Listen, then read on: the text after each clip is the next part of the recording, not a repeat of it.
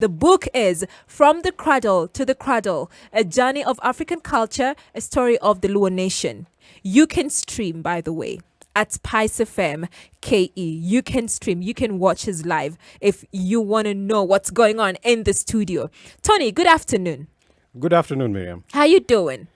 I'm very good. Hey, It's definitely a pleasure to be with you here today. it is a pleasure to be with you as well. Thank you for having me in the studio. You are welcome, Tony. What made you write about the Luo Nation? Wow, that's a big question. It is. I'm sure we'll come over it in the next few minutes. Uh-huh. There was lots of inspiration, lots of questions from different quarters, to a large extent, interaction with my grandmother, Okay. a trip to Germany as well. And when you see what other people have done, how they've documented their history, you find all sorts of dates outside all these historical buildings. It then leaves you in a state of asking yourself very many questions. That where were my forefathers when these guys were documenting all these things? Yes. So here it is, a debate in a WhatsApp group amongst my primary schoolmates. And 2 years later, here we have a book. Oh, wow. Yes. Because this had to be, you had to do a lot of research for you to put in all the information in this book. Most definitely, yes. Who did you seek assistance from mostly? I spent a lot of time hanging around my grandmother. Okay. Yes, I had the privilege of grandma being in Nairobi before she passed away. We had her in Nairobi for at least 8 years. Yeah. And every second or third weekend, I was sitting beside her with a recorder and a notebook. Oh, wow. And that's how this book came to be. So this information came from your grandma. The primary source of the reference came from grandma. If you look at the back of the book, we have the references. Yeah. And there we've listed all the other respectable authors who've documented all this historical information, Yeah. which we've then packaged nicely into a simply or a simple and understandable form that we now have in what we call From the Cradle to the Cradle. Yes. Thank you. It is beautiful. And I have to say, I've read a few chapters of this book. And yesterday, I was just in awe. I was like, wait, what? This used to happen? Do you feel like we have watered down the Luo culture? We are currently in a cosmopolitan situation Yeah. where you have a confluence of cultures. You have a blend of all sorts of cultures. And some of these cultures were in conflict. Even amongst the Luo themselves, we have two very distinct structures. We have those we call the Alego, and we have those we call the Chwanya. They follow the Alego system, and the other group follows the Chwanya system. And even between these two systems, you find very distinct contrasts. Some people start on the right towards the left, others do left towards the right, Yeah. others do front towards the back, and others back towards the front. So when you have the blend and the confluence of all these different cultures in a cosmopolitan environment like Nairobi, then you'll find all the sorts of challenges we're encountering today. Okay. Yes. I'm going to take you to page 16 of your book. You say a man's role would be to provide a house for each of his wives, as well as provide his sons a space within a secure homestead to construct a hut when they came of age to graduate from their grandmother's or older brother's hut. Yes. And I'm going to bring you to this generation that we are in at this moment. So back then, the man's role was to provide. It still is to provide. Does it take away from a man if he's not able to provide for his family? Well, provision comes in many different ways. And there were many different things that a man was expected to deliver or to provide for his family. As you have mentioned, the first and foremost, chapter 1 is about the house and the homestead. Yes. So there was a sense of belonging. And there were certain virtues and values that came about by belonging to a certain family, a certain clan, Yeah. a certain area. And families were known to embrace certain values. In as much as you belong to the same community, certain families received more respect for certain things above others. So what the father was expected to provide was a lot more than purely material Yeah. provisions, yes. So you would find, to start with, we are talking about the home. Yeah. He would provide for his wives. And here in the book, we've talked about the different names for the wives. The first wife was called Mikai. She was like a general in the home. Yes. She basically ran the enterprise. She made all the decisions, and all this was done in concurrence with her husband. Then you talk about the collaboration between the man and his wife Yes. in provision. To a large extent, the women actually did drive the home. Yes, they did. You've mentioned that in your book. Yes. Yeah. Yes. Yeah, because you say that every I'm at page 22. You say this book is interesting, by the way. I'm excited. He says that every wife was entitled to the privilege of a granary, and it was her duty to make best efforts to maintain it full of produce from her farm.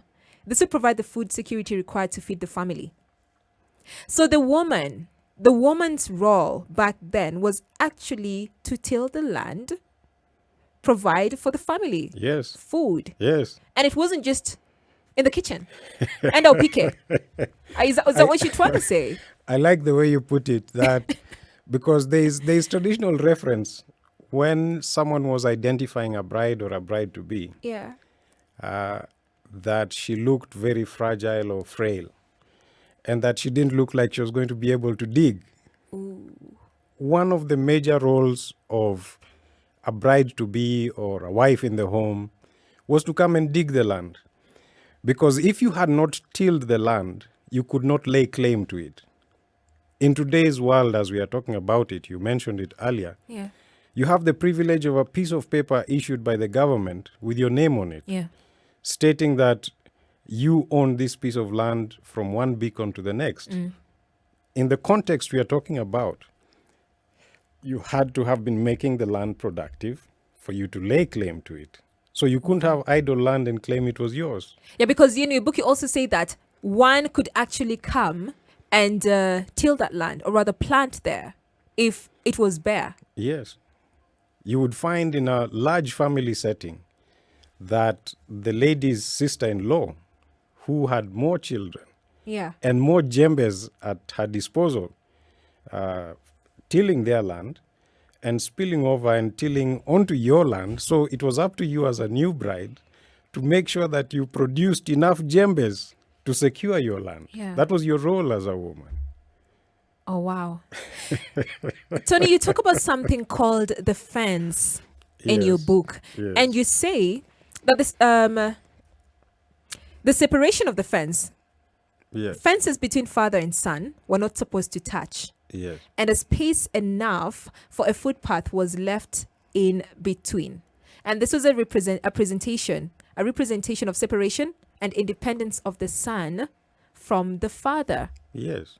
How important is this? How important was this separation? I'll start by saying that amongst the community, there's a belief that there are many rules governing fences. Yeah. In the language, it is said chikechiel ngeny. Mm-hmm. What does that mean? Yeah. That means that there are so many rules governing building, moving, repairing, and general management of fences. Yeah. So in order to separate the father from his son, because if they had a common fence, it would mean that before the fence can be upgraded, repaired, or any other thing after that, the son would need the father to be present. Yeah. So the separation of the fences then gave the owner of the new home or the son the independence to do whatever he needed to do with his fence, whether it means to build it, to repair it, to upgrade it, or whatever it is he needed to do with his fence. He could do it independently from his father.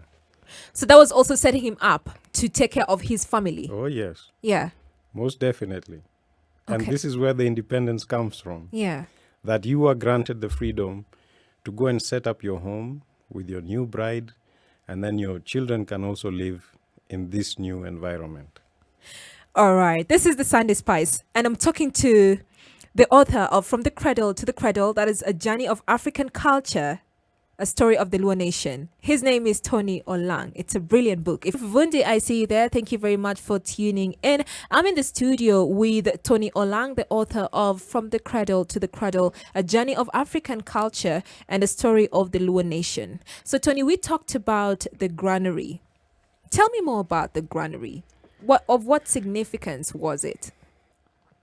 There was a lot of wisdom in the leadership and the structure of government, or whatever governance structure that existed. Yeah.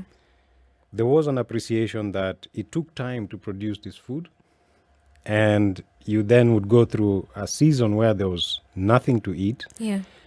And the ability to store whatever you had produced was very important. So you had earlier alluded to granaries. So every wife in the home was entitled to the privilege of her own granary, which was an expression of her ability to provide security for the family. We were talking about the role of the man. Yeah. And here we are talking about how the collaboration between the man and his wives would ultimately lead to security in the home.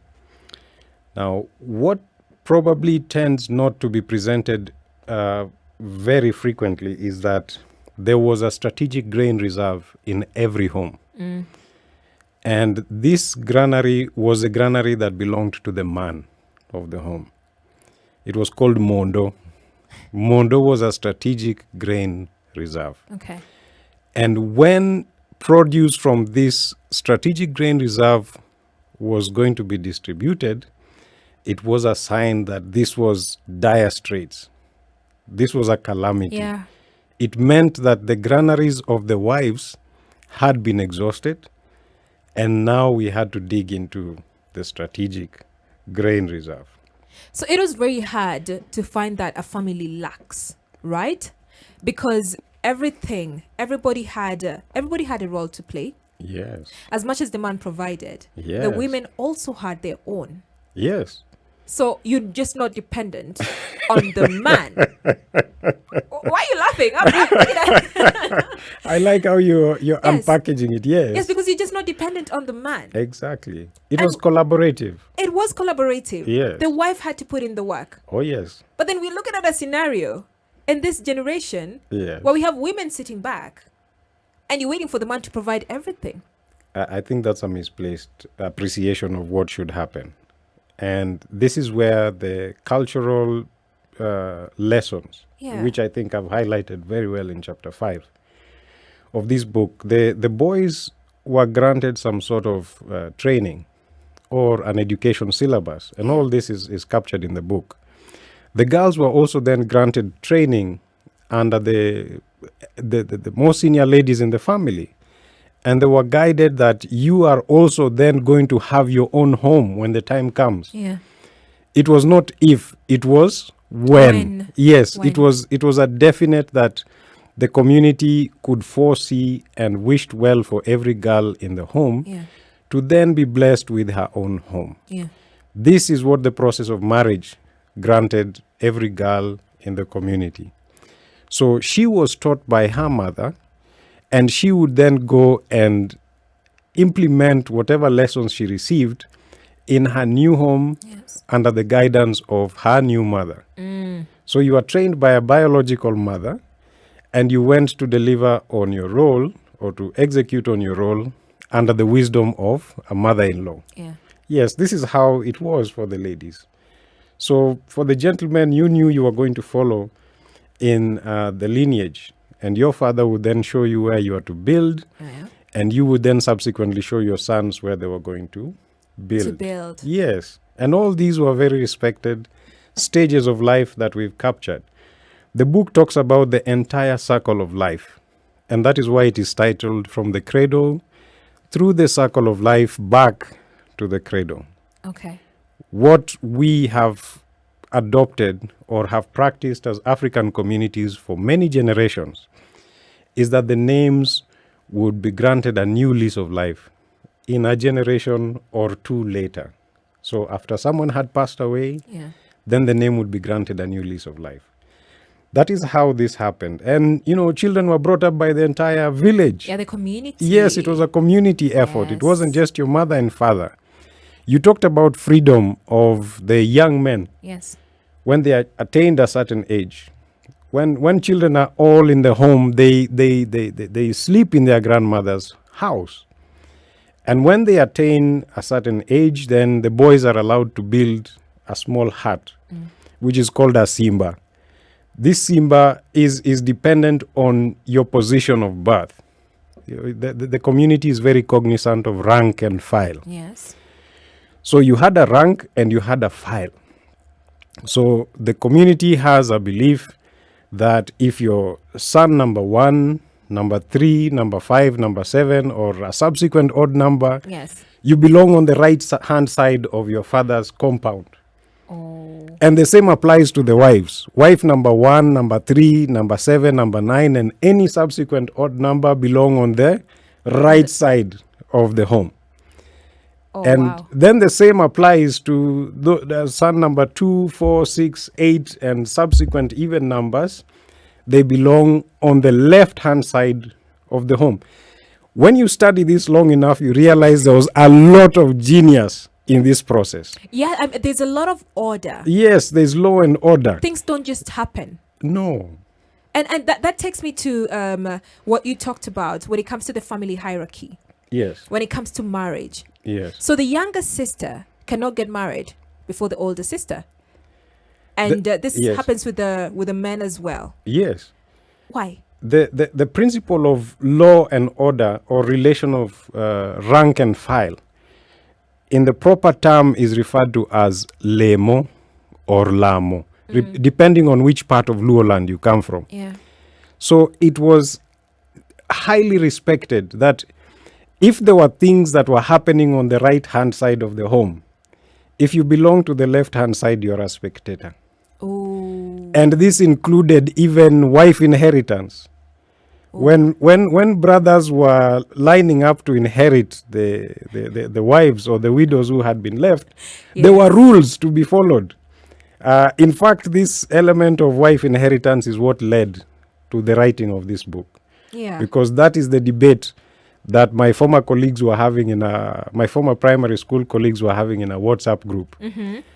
And because there were not enough reference books available that you could say, go and buy this book and it will help you to do that, I undertook to sit down with my grandmother and collect enough information to write a response to the debate that was going on in that group. So there's a sequence. There's a process that has to be followed in the process of a wife being inherited. So we're going to talk about wife inheritance in a bit. But before we go that, I want us to talk about polygamy. Yes. Because you talk about this in your book, and it happens in our culture as well. So page 211, you say, polygamy under the culture of Joluo was to a large extent motivated by women. Yes.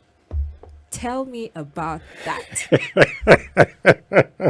So, like we had said earlier, when you come into the home, one of your primary roles is to secure the land, to make the land productive. Yes. So you would come in with your djembe and start digging. And if you're told as one lady to dig 100 acres or 200 acres, you know that it is a practical impossibility. So you would probably find one of the ladies in the home, one of the more senior ladies in the home telling you, my daughter, please don't struggle so hard. You need to be smart. Yes. Why don't you go and get a helper or go and get helpers? And how it happened naturally is you would go back to your own village and go and approach your father or your uncles and tell them you need the helpers. There's too much land where you have gone. Yes. And now you need helpers. So there was the mathematics around having more djembes on the shamba.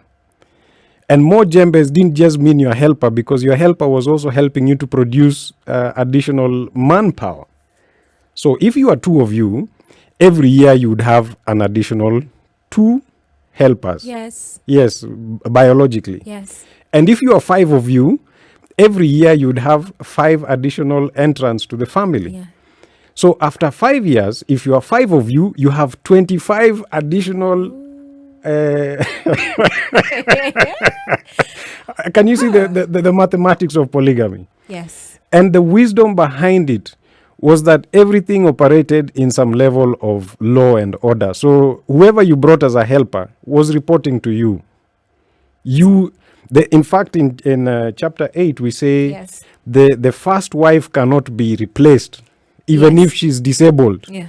She still holds her position of respect. Yeah.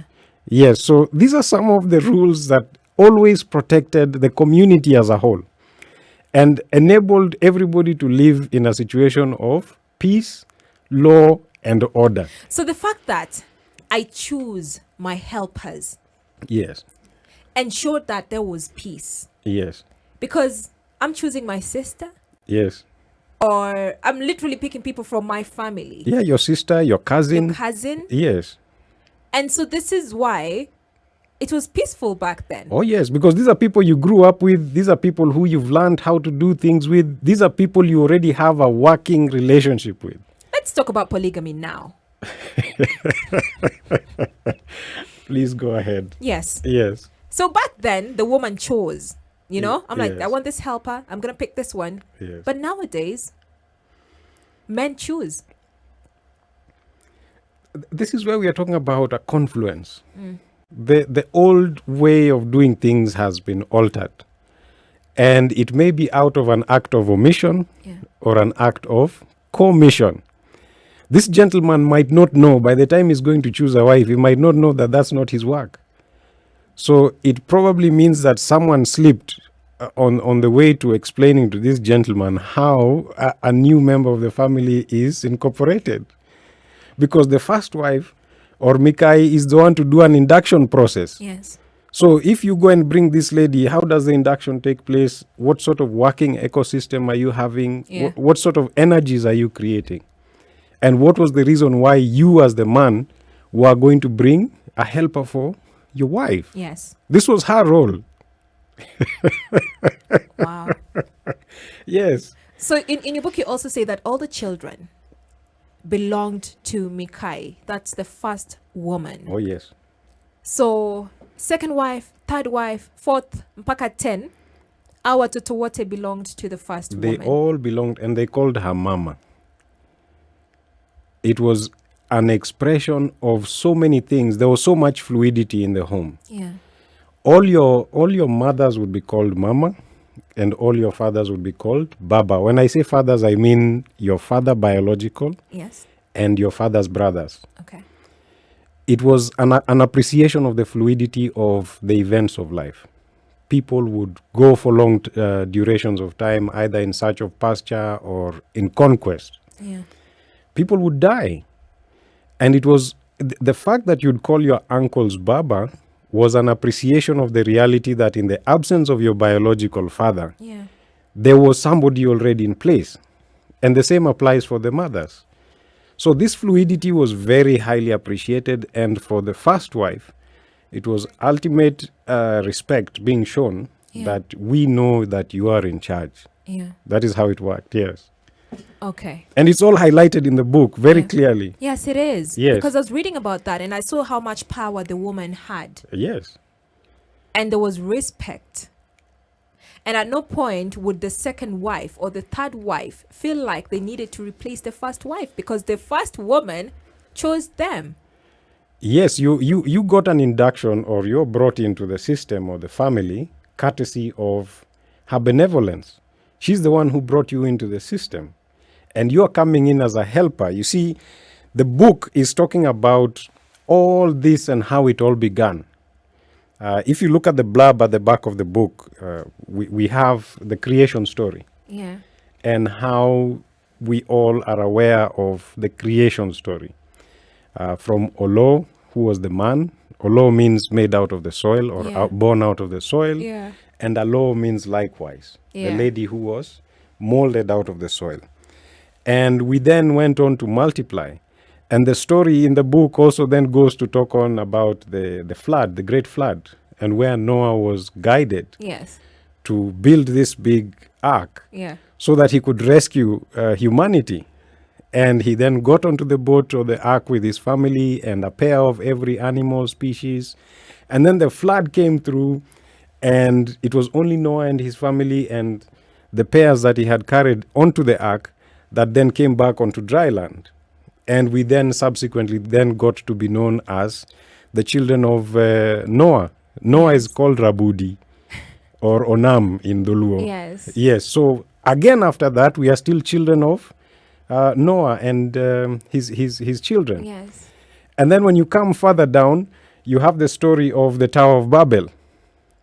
And this ladder going to heaven is what then led to us getting different languages. And the confusion that came through or ensued thereafter is what then led to us having this diversity of languages that we have in the world today. Okay. Yes. We are learning about the Luo culture today, and I'm talking to Tony Olang, the author of From the Cradle to the Cradle. If you have a question for us, do talk to me at SpiceFM KE with Tony Olang, and we are talking about his book, From the Cradle to the Cradle, A Journey of African Culture, a story of the Luo nation. Tony, let's talk about inheritance. Yes. You know? Yes. In page 218, you say marriage by inheritance. So you call it's called tero. Okay? Tero. Yes, tero. Tero, yes. Okay, tero. If you say tero, it means something else. The language has that. Tero. Tero, There yes. it is. Yes. So marriage by inheritance took place in stages and would only be allowed after meeting certain prerequisites. What are those? I'll probably take you a little bit, 2 steps back. Yes, please. We talked about rank and file and the principles of law and order, that all that we are talking about. The book has chapter 13 talking about governance structures, and conflict resolution. Now, if each wife had a name, the first wife we have said she was called Mikai. Yes. The second wife was called Nyachira. And the book is talking about all the unique names for each of the wives until wife number 10. Wife number 5 is called Ndega. I'm going to ask you again. In your book, you also it's up until number 10. I've listed the names until wife number 10. A Yes. man was allowed 10 wives. Probably even more. Okay. Probably even more, yes. Yeah. So wife number 10 was called Oleta. And each of these wives have a proper name that the community gives. So let's talk about inheritance.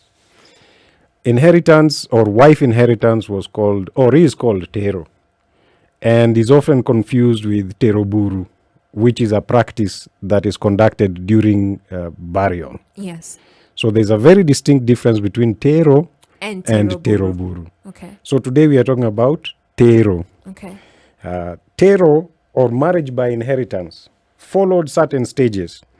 So the lady was allowed to go through her period of mourning. Yes. You needed to mourn, your husband has left, and you need to go through that, the motions of mourning. Then she would be allowed, quote unquote, to choose her preferred inheritor. Okay. Yes, quote unquote, for her so-called second marriage. Let's call it a second marriage. Yeah. Then this preferred inheritor also had to have met certain requirements. It wasn't just automatic. Yeah. Yes, and there were certain, prerequisites that he needed to meet. One of them was that he needed to already have been married himself. Yeah. So he needed to already have a family and a wife. And this gentleman or the preferred inheritor's wife also needed to consent to this inheritance, because the lady who was being inherited was then going to now become a part of her family. Yeah.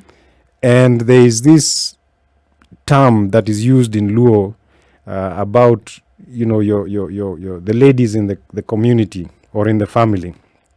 Nyeka. Oh, yes. Nyeka comes from the word nyego. What does it mean? Nyego means jealousy. Yes. So there tended to be a lot of, undercurrents towards some jealousy between the women in the home, because you knew that if you lost your husband, the lady next door was going to be your co-wife through this process we are talking about called Tero. Yes.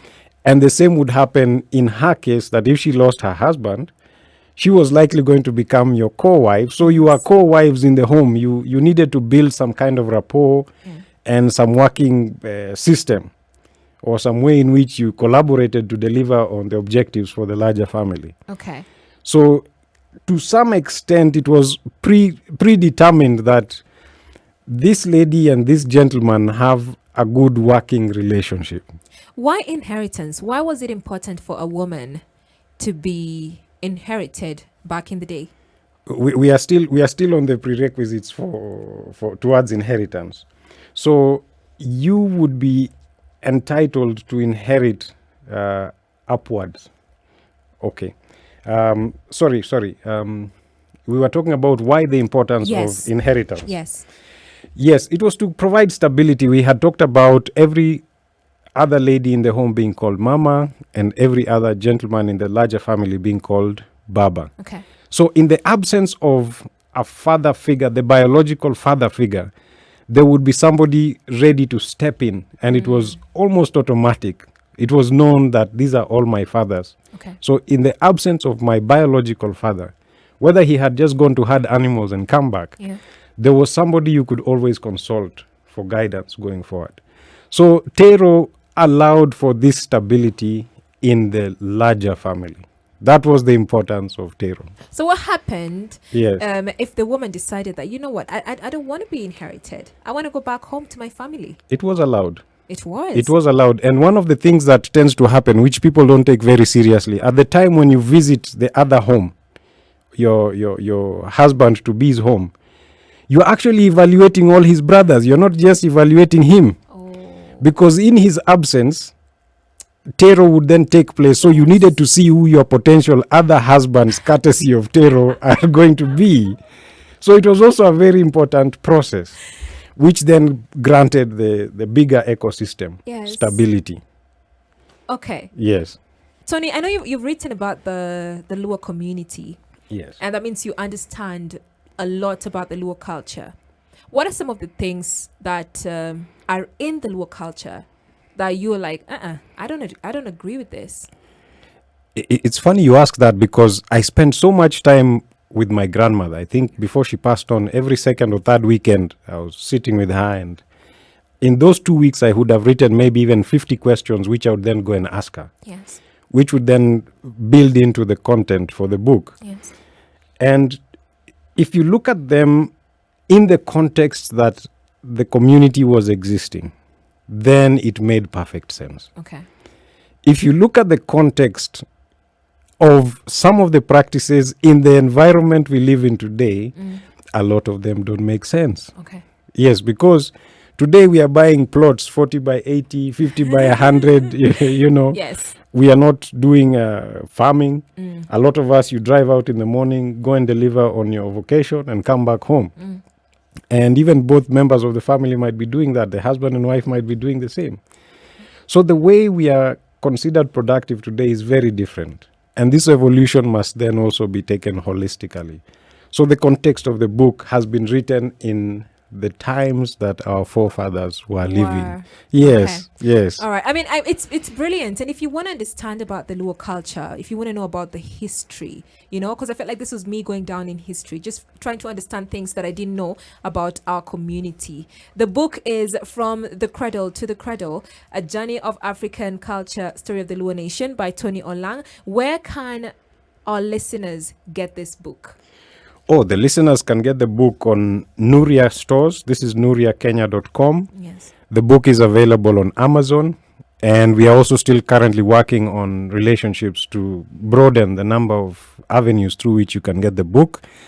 This book's highlight actually is that I managed to trace my genealogy all the way from Adam and Eve in the Garden of Eden. Yes. And I have named each of the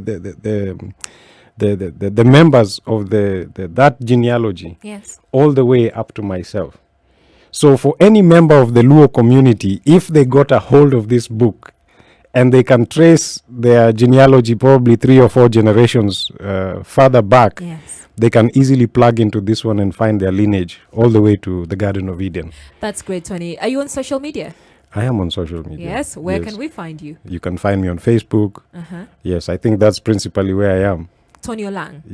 Tony Akello, yes. Yes, Tony Akello Olang. Thank you very much for coming through on the Sunday Spice. It has been a great conversation. Thank you for having me in the studio, and it's been a pleasure interacting with your audience. All right. Well, this is the Sunday Spice. It is time for me to also head out. It's about 3 minutes to 4 p.m. as we get into the new week. And I know we talked about mental health today. Remember to breathe. All right? Spice.